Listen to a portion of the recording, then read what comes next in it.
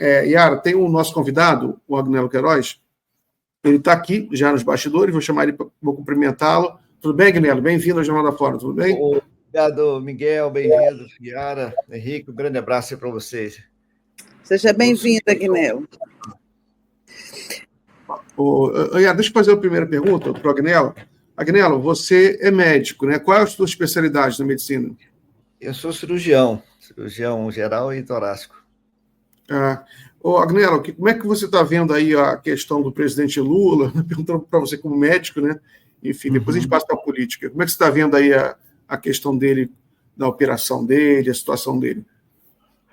É uma situação que na medicina é relativamente simples, porque quando você tem um hematoma cerebral, se ele está crescendo um pouco e vai comprimir o cérebro, tem que drenar. Isso foi feita a drenagem. E o procedimento seguinte, que ele é optativo, porque tem estudos que fala que você tem uma recidiva menor de sangramento quando você emboliza aquela artéria que é responsável pelo sangramento na ponta.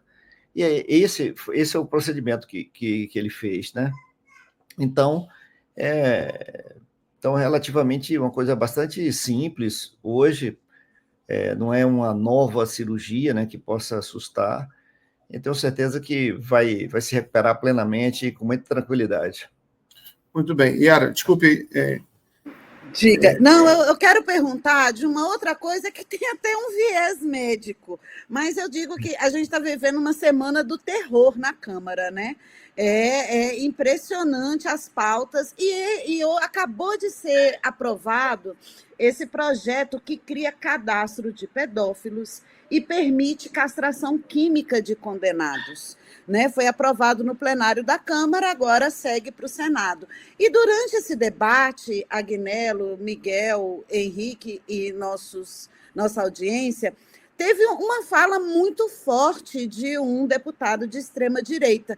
Ela é curtinha, eu queria passar para depois passar a palavra para o Agnello, para ele fazer uma análise tanto quanto médico, quanto cidadão, como no aspecto político. Vou colocar aqui, tá, Gui? Esse daqui... Para mim, não é suficiente para monstro. Eu sou a favor da guilhotina peniana para quem comete esse tipo de crime. Um minutinho. E assim, Agnello, só para fazer um retrospecto, a gente trouxe falas horrorosas ao longo dessa semana nos debates sobre segurança pública que estavam rolando lá na comissão. Eu queria ouvi-lo sobre o que você acha desse tipo de declaração em pleno plenário da Casa do Povo.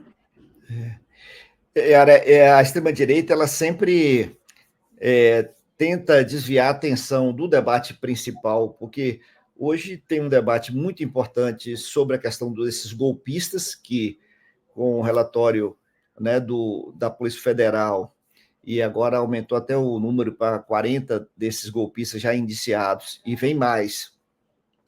E com um dos indiciados é o ex-presidente Bolsonaro, e com uma avalanche de provas materiais, depoimentos, as delações, as comprovações das delações. É uma situação que não tem saída para a extrema-direita e para os golpistas, que não a condenação.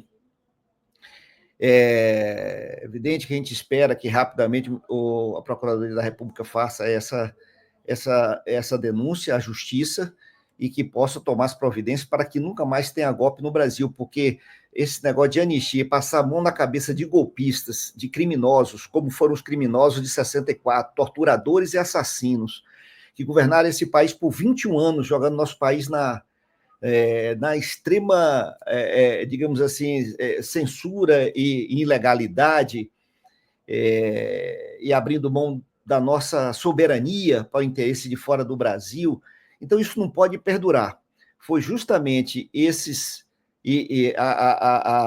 a linha ideológica de extrema-direita, que ainda é remanescente de 64, que tentaram o golpe agora no dia no dia 8 de janeiro, né, de 23. Portanto, Yara, aí esse é o debate central que estava discutindo. Agora estamos discutindo a situação gravíssima da segurança pública em São Paulo, matança, é um governador autorizando o assassinato, um secretário de segurança que tem uma ficha corrida extensa de assassinatos, assumido por ele, não é eu que estou dizendo, ele que disse.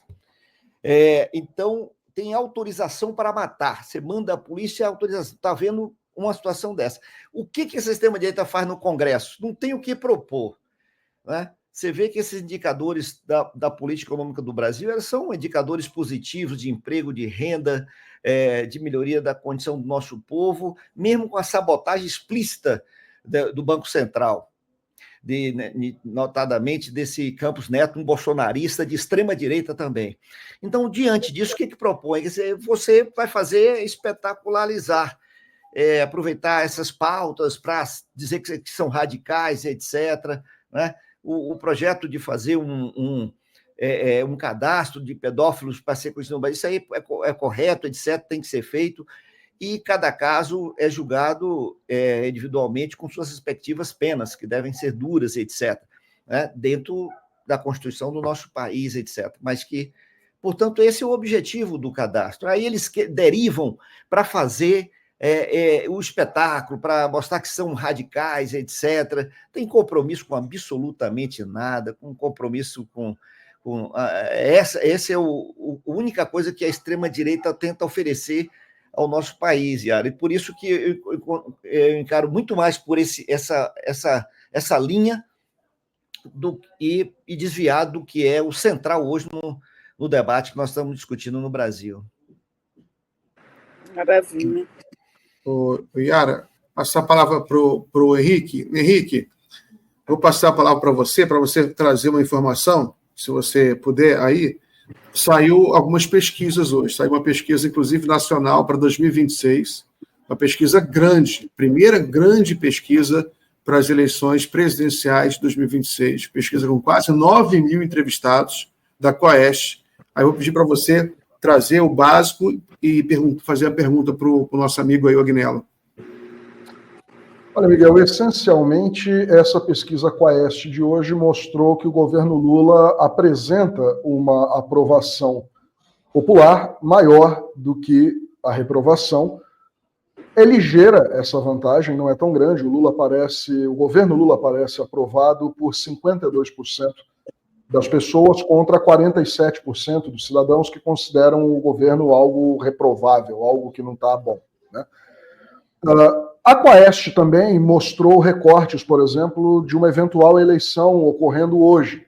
E o presidente Lula apareceria à frente de todos os outros nomes. E olha que se colocou ali desde o nome do ex-presidente Jair Bolsonaro, que está inelegível por 8 anos, então, portanto, não deveria nem ser cogitado nessa pesquisa, mas ele foi cogitado, pontuou até muito bem, 37% de preferência do eleitorado, mas o Lula venceria hoje o ex-presidente Jair Bolsonaro, venceria o governador Tarcísio de Freitas, de São Paulo, venceria a Michele Bolsonaro, enfim, venceria todos. Eu queria saber do Agnello o seguinte: essa pesquisa está muito distante da eleição, né? A gente tem 2 anos até chegar à eleição. E essa pesquisa também retrata aprovação e reprovação no momento em que o país atravessa uma situação econômica boa, mas que é massivamente martelado na cabeça da população que essa situação não é boa, e isso interfere na cabeça das pessoas e na forma delas pensarem.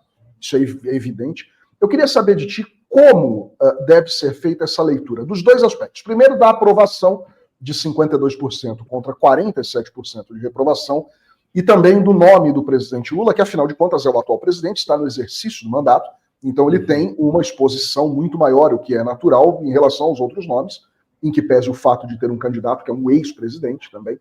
Eu queria saber como que você faz a leitura desses 2 indicadores, da aprovação do governo, que não é tão boa, é ligeira, mas é uma aprovação, maior que a reprovação, e também do nome do Lula permanecendo aí como o principal player para uma eleição que deve ocorrer daqui a 2 anos. Henrique, eu acho que primeiro a primeira questão que eu coloco é que, diante de uma situação tão difícil como você colocou, porque há uma verdadeira campanha da mídia corporativa, sobretudo nesse último período, porque essa mídia corporativa, que também faz parte do sistema financeiro, tem interesse brutal em que o presidente e o governo do presidente Lula adote medidas draconianas contra o nosso povo, contra o povo pobre do Brasil, para que corte recursos do orçamento dirigidos para os programas sociais. Uma pressão inominável, uma bateria terrível, que é, digamos, a agenda do sistema financeiro, não é a agenda do nosso povo. Só que isso interfere, como você falou, muito na opinião, como se tem que cortar gastos. O cidadão que às vezes é beneficiado pelos programas sociais, ao ver isso, pensa que esses gastos são gastos secundários, são gastos, digamos assim, não necessários, etc. Entendeu? Então, até esse cidadão, quando na verdade, o que eles deviam dizer é que queriam cortar gasto do Bolsa Família, da prestação continuada, né? Recursos de não ter reajuste real de salário mínimo, não ter reajuste de aposentados. É isso que eles querem, mas não pode dizer isso claramente. E o governo comunica muito mal e não faz esse debate público do que está em jogo. Então, Henrique, diante de uma situação dessa, eu considero que esse resultado é até positivo. Por esse lado, ele ainda mantém a dianteira. E outro dado que me chama a atenção é que, mesmo o segundo nome do nosso campo, digamos, apoiado por Lula, que é o que citou aí foi o Haddad, também ganha deles no segundo turno, de qualquer um deles, que é um sinal de que há um sinal claro de que a população começa a compreender que é uma política de governo, e não apenas essa liderança incontestável do presidente Lula, que, em sendo ele o nosso candidato, eu tenho certeza que nós vamos ganhar a eleição, mesmo em cenários muito difíceis. Mas também é digamos assim, um recado ao governo que mesmo fazendo as políticas como estamos fazendo, tiramos já 24 milhões de brasileiros do mapa da fome, né? Aumentamos o salário mínimo real, a renda real, né? Os indicadores também externos, indicadores como a nossa reserva externa também, que bate todos os recordes, né? Estabilidade econômica, inflação controlada, com tudo isso, e isso enfrentando essa sabotagem do Banco Central e do sistema financeiro.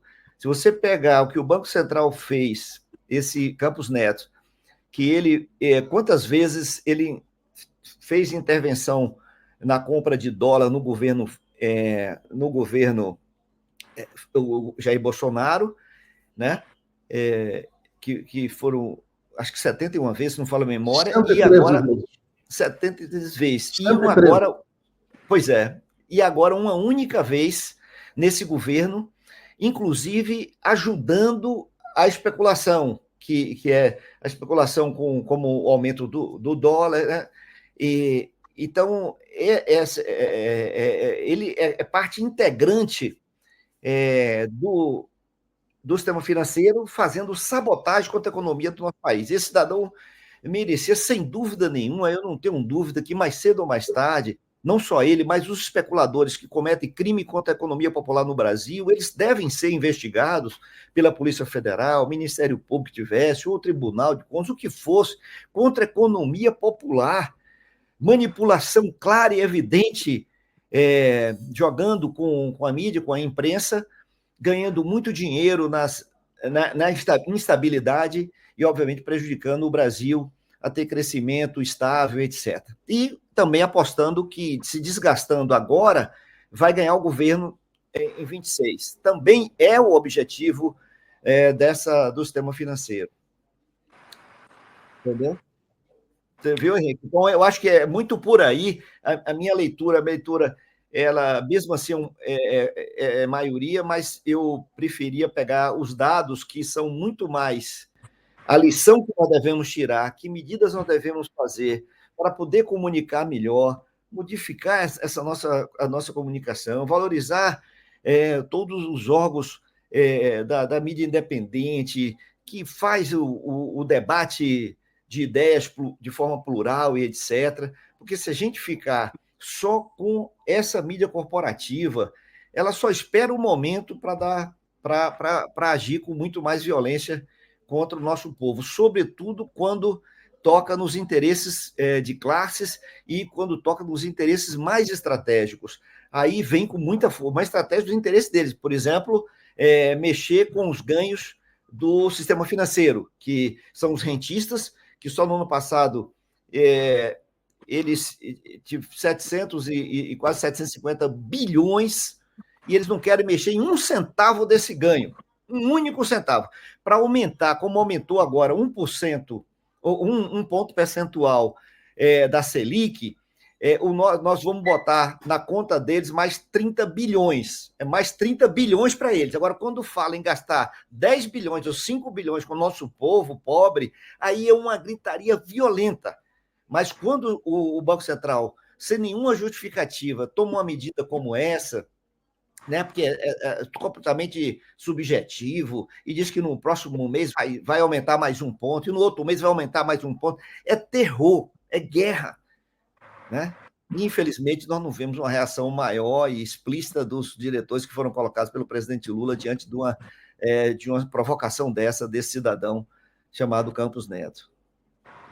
Aliás, é interessante frisar esse dado que o Dr. Agnello trouxe agora, que a respeito das intervenções no câmbio com venda, né, com leilão de dólares. Parem para pensar no seguinte: o governo Jair Bolsonaro durou 48 meses. Ele foi de 1º de janeiro de 2019 a 31 de dezembro de 2022. Em 48 meses de governo, o Banco Central fez 113 ofertas em leilão de dólares para conter uma disparada do câmbio. 113 leilões de lotes de dólar para conter o câmbio. O governo do presidente Lula, este mês agora, né, aliás, no próximo, 1º de janeiro, está completando 24 meses, metade do tempo do governo de Jair Bolsonaro, esse terceiro mandato do Lula.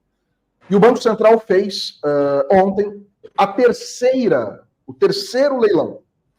3 leilões, 3 de dólar, para controlar o câmbio.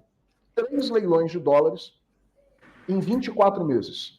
E nos 48 meses de governo do Bolsonaro, 113 leilões, 113 intervenções para segurar a moeda. E a gente sabe que é necessário segurar a moeda porque o impacto do aumento, uma disparada, um gatilho cambial resulta num gatilho inflacionário, naturalmente. Está tudo atrelado, boa parte da economia atrelada ao dólar por várias razões, sobretudo por aquilo que a gente compra do exterior. Então, assim, você nota que, como disse aí o Agnello, há uma sabotagem clara da economia. O Banco Central se manteve inerte esse tempo todo, vendo a pedra rolar montanha abaixo e não fez nada. O que deveria fazer, o seu papel constitucional, inclusive, não fez absolutamente nada para que esse problema caísse no colo do governo atual.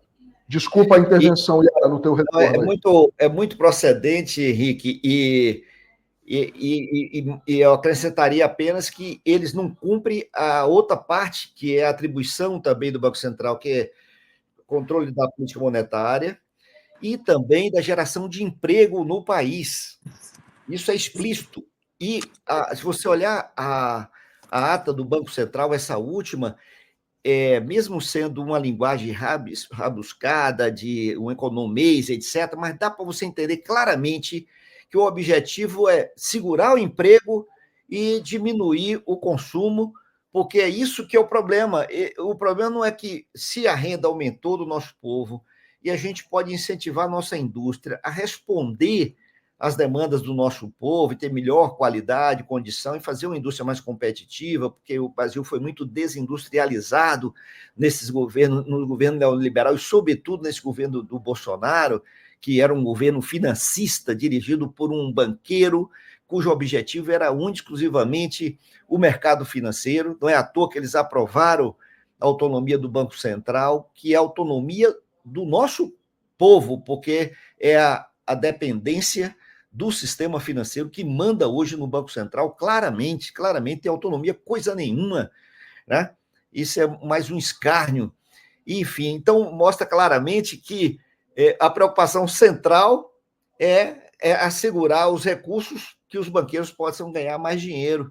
E mesmo que isso custe, porque você sabe que uma taxa de juros tão elevadas como essa, o crédito fica muito alto e não há incentivo ao investimento no setor produtivo.